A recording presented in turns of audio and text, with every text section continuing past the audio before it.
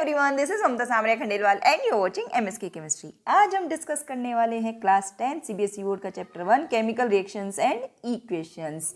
ठीक है, तो सबसे पहली बात, केमिस्ट्री में हम पढ़ते क्या है, केमिस्ट्री सब्जेक्ट में किस चीज़ की हम स्टडी करते हैं, तो that is matter. We study matter. आप ये सब तो जानते हैं, मैटर एलिमेंट कंपाउंड मिक्सचर्स होते हैं और उसमें जो हमारे एलिमेंट्स होते हैं और कंपाउंड्स होते हैं ये प्योर फॉर्म ऑफ मैटर होते हैं। Mixtures are impure form of matter. Elements में सिर्फ एक ही तरीके के कॉन्स्टिट्यूएंट पार्टिकल्स होते हैं, कंपाउंड्स में भी एक ही तरह के कॉन्स्टिट्यूएंट पार्टिकल्स होते हैं। एलिमेंट्स के कॉन्स्टिट्यूएंट पार्टिकल्स या तो एटम्स होते हैं या फिर होम एटॉमिक मॉलिक्यूल्स होते हैं। मेटल्स, नॉन मेटल्स और मेटलेट्स ये सारे एलिमेंट्स होते हैं। Hydrogen gas, oxygen gas, nitrogen gas, क्योंकि इनमें होम एटॉमिक मॉलिक्यूल हैं तो ये भी एलिमेंट्स होते हैं। कंपाउंड्स आप जानते ही हैं, कंपाउंड का एक डेफिनेट मॉलिक्यूलर फॉर्मूला होता है, कंपाउंड का एक डेफिनेट कंपोजिशन होता है। कंपाउंड में हमेशा हेटेरोएटॉमिक मॉलिक्यूल्स होते हैं।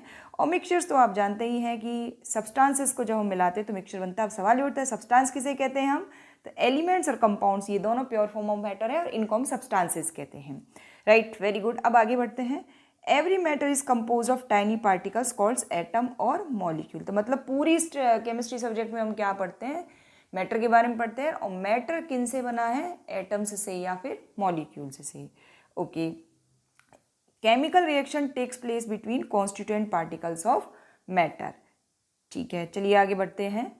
यहाँ पे हम देखते हैं a chemical reaction involves breaking and making of bonds between atoms to form new substances. तो एक केमिकल रिएक्शन में यही तो होता है, जैसे हाइड्रोजन और ऑक्सीजन आपस में रिएक्ट करते हैं तो वाटर बनाते हैं, तो नए सब्सटेंस बनते हैं। तो नए सब्सटेंस कैसे बनते हैं, हाइड्रोजन और हाइड्रोजन के बीच में का बॉन्ड ब्रेक होता है, हाइड्रोजन एटम्स बनते हैं। ऑक्सीजन ऑक्सीजन के बीच का बॉन्ड ब्रेक होता है, ऑक्सीजन एटम्स बनते हैं। अब ये हाइड्रोजन और ऑक्सीजन के एटम्स आपस में कॉम्बाइन होके नए कॉन्स्टिट्यूएंट पार्टिकल्स बना लेते हैं, दैट इज H2O, और उसे हम वाटर कहते हैं। बहुत सारे H2O मॉलिक्यूल जब एक साथ इकट्ठे हो जाते हैं तो वाटर के रूप में वो हमें दिखते हैं।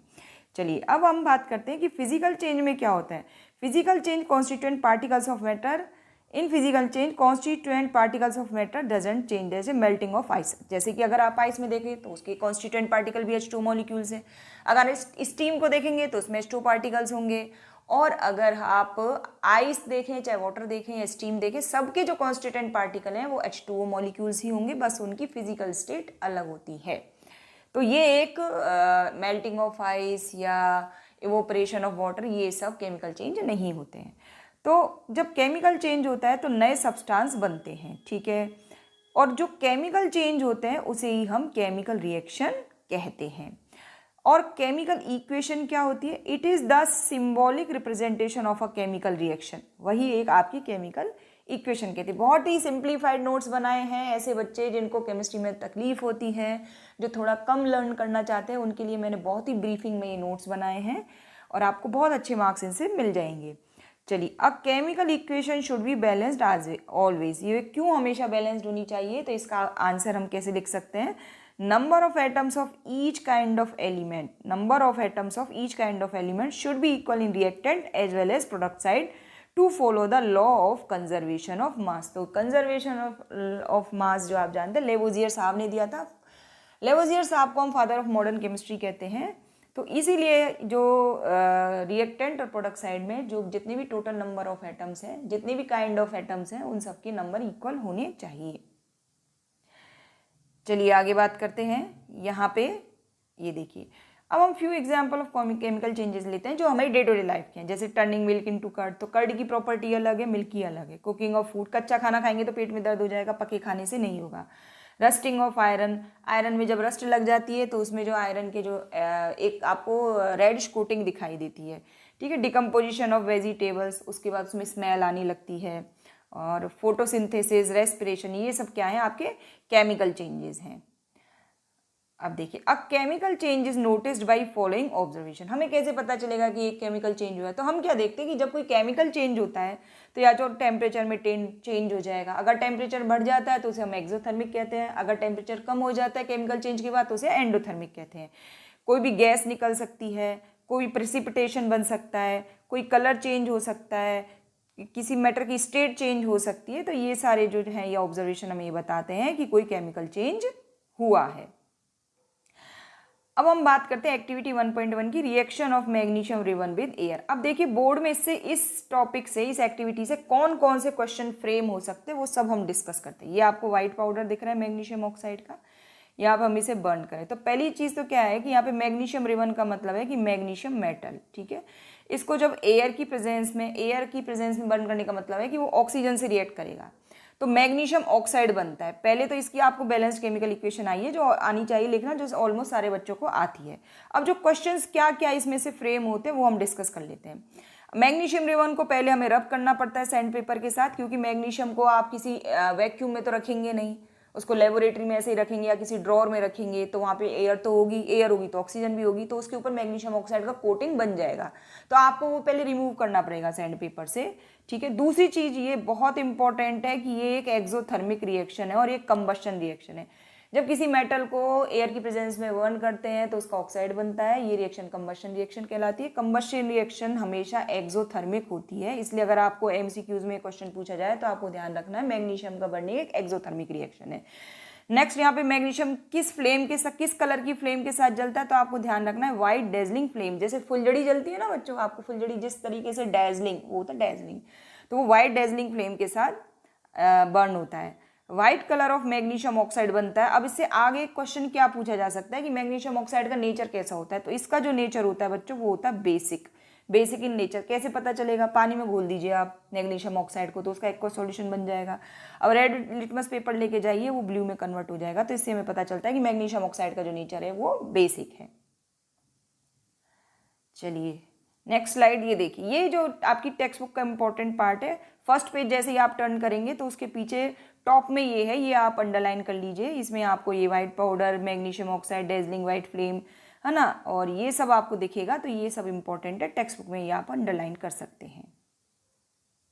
चलिए अब ये रिएक्शन, ये काफ़ी इंपॉर्टेंट रिएक्शन है कि लेड नाइट्रेट। अब देखो बच्चों को पहले तो लेड नाइट्रेट लिखने में दिक्कत होती है, तो मैंने केमिकल फॉर्मूला किस तरीके से बनाते हैं वो सब अपलोड किया हुआ है ऑलरेडी, लेक्चर नंबर 67 में आप देख सकते हैं। तो देखिए लेड पे होता है +2 चार्ज, नाइट्रेट पे होता है -1 चार्ज, तो इसकी वैलेंसी 2, इसकी 1, क्रॉस मल्टीप्लिकेशन करोगे तो क्या फॉर्मूला बन जाएगा, लेड नाइट्रेट का ये फॉर्मूला बन जाएगा। पोटेशियम पे होता है +1 चार्ज, आयोडाइड पे होता है -1 चार्ज, तो ये बन जाएगा Ki। तो सबसे पहले तो फॉर्मूला लिखना आना चाहिए। बच्चे PbNO3 लिख देते हैं लेड नाइट्रेट को, जो कि गलत है, Pb पे +2 चार्ज आएगा यहाँ पे, ठीक है।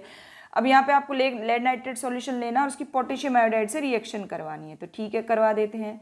लेड नाइट्रेट की रिएक्शन जब पोटेशियम आयोडाइड से होती है तो ध्यान देना क्या बनेगा, यहाँ पे PbI2 बनेगा। अब ये I2 क्यों, क्योंकि देखो लेड पे होता है +2 चार्ज, तो देखिए लेड पे होता है +2 चार्ज और आयोडाइड पे होता है -1 चार्ज, इसलिए लेड आयोडाइड का फॉर्मूला PbI2 होता है, ठीक है। तो इस रिएक्शन में क्या बनेगा, इनकी दोनों की जब रिएक्शन होगी, इनको जब मिक्स करते हैं तो बनेगा PbI2 +2 KNO3, क्योंकि रिएक्शन आपकी कैसी होनी चाहिए, बैलेंस होनी चाहिए। अब K पे +1 चार्ज होता है, नाइट्रेट पे -1 चार्ज होता है, इसलिए इसका फॉर्मूला KNO3 होगा।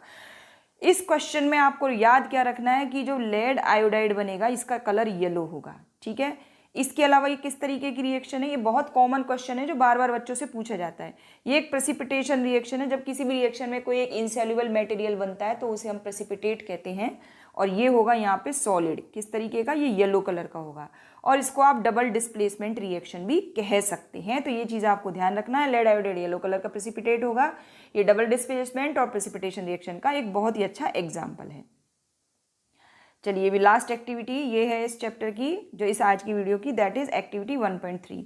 तो यहाँ पे देखना है आपको जिंक ग्रेन्यूल्स। अब जरूरी नहीं है आपसे एग्जाम में जिंक ग्रेन्यूल पूछे जाए, वो जिंक डस्ट भी दे सकते हैं, वो जिंक मेटल भी लिख के दे सकते हैं। तो जिंक ग्रेन्यूल, जिंक डस्ट और जिंक मेटल तीनों की HCl के साथ और H2SO4 के साथ जब भी रिएक्शन होगी तो आप देखेंगे यहाँ पे ये हाइड्रोजन गैस निकलती है। अब हाइड्रोजन गैस कैसे निकलती है, ब्रिस्क इफरवेंसेस के साथ।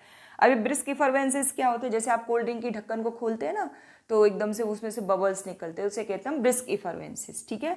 तो यहाँ पे ये रिएक्शन बहुत इंपॉर्टेंट है, इसमें हाइड्रोजन गैस निकलती है। और दूसरी चीज़, जब आप ये टच करोगे ना कॉनिकल फ्लास्क को तो वो आपको कैसा लगेगा, गर्म, मतलब क्या होगा, rise in temperature, temperature increase होगा। तो इसलिए हम इसे क्या कहेंगे, इसे हम कहेंगे exothermic reaction as temperature increase after the reaction. अब बैलेंस्ड केमिकल इक्वेशन कैसे लिखेंगे, देखिए जिंक की रिएक्शन होगी किससे, H2SO4 से कराते हैं तो कोई दिक्कत नहीं है। यहाँ पे बनेगा ZnSO4, क्योंकि देखो जिंक पे भी +2 चार्ज होता है, जिंक पे +2 चार्ज होता है और सल्फेट पे भी -2 चार्ज होता है। ठीक है, आप लेक्चर नंबर 67 देख लीजिए, मेरा थंबनेल पे मैंने लेक्चर नंबर लिखा हुआ है, तो आपको जितने भी कंपाउंड के केमिकल फॉर्मूला अगर बनाने में कोई दिक्कत आ रही है तो वहाँ से आपको सारे सॉल्यूशन मिल जाएंगे। ठीक है, जिंक सल्फेट बन जाएगा और साथ में निकलेगी हाइड्रोजन गैस, यही हाइड्रोजन गैस जो आपको यहाँ पे दिख रही है। ठीक है, ये रिएक्शन जिंक सल्फेट के साथ इस तरह से हो गई। अब आपको HCl के साथ रिएक्शन लिखनी है बच्चों, तो ध्यान रखना Cl पे होता है -1 चार्ज, जिंक पे होता है +2 चार्ज, इसलिए जो फॉर्मूला बनेगा दैट विल बी ZnCl2। ठीक है, और साथ में हाइड्रोजन गैस निकलेगी, तो ये आपको यहाँ पे फिर 2 से मल्टीप्लाई करना पड़ेगा, तभी इक्वेशन बैलेंस्ड होगी। ठीक है, तो इस तरीके से अब एक्टिविटी 1.2 1.1 से लेके 1.3 हमने डिस्कस किया है, यहाँ से काफ़ी क्वेश्चन फ्रेम होते हैं। अब सवाल ये उठता है क्या सारे मेटल एसिड के साथ रिएक्ट करते हैं, तो उसका जवाब है नहीं। तो यहाँ पे देखिए, ये चैप्टर 3 में हम और डिटेल में डिस्कस करेंगे। तो यहाँ पे ये देखिए, ये आपको हाइड्रोजन दिख रहा है।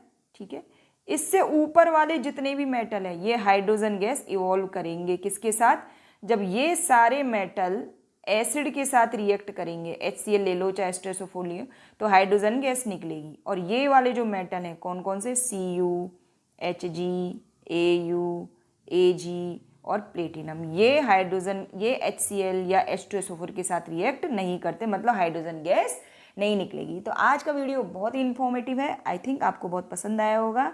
So thank you for watching MSK chemistry. Channel पर नए हैं तो चैनल को सब्सक्राइब कीजिए, वीडियो को लाइक कीजिए, शेयर कीजिए। Thank you for watching MSK chemistry.